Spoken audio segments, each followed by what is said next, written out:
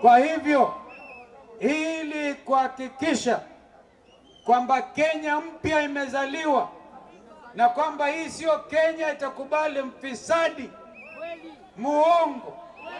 Kenya hii si ile itakubali unyanyasaji, uuaji.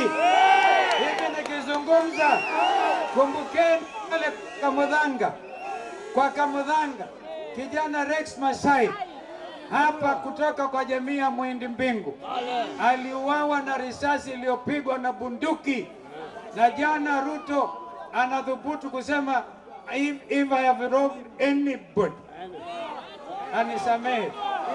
Majenzi wameandika, wangapi wanakataa hiyo kusema pamoja hiyo? Na mimi nataka nimuulize ndugu yangu Raila, kwa nini?